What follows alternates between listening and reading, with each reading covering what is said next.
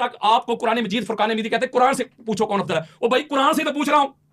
कुरान कहता है अल्लाह के बंदो अफजल वो है जिसके पास इल्म ज्यादा है।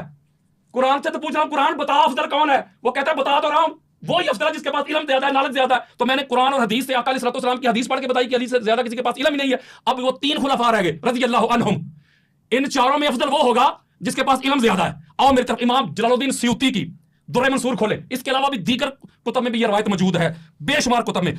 हजरत उमर बिन खताब और हजरत उस्मान बिन अफान दोनों की तरफ से आई हैं मुख्तलिफ रवायत इनके अपने अपने दौर में।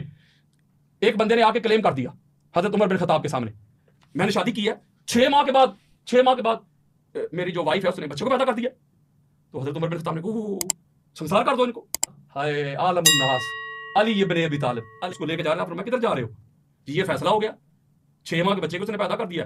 तो फरमाया 6 माह का बच्चा तो कुरान में है, तो कुरान में है, चलो भाई अब ये सुने।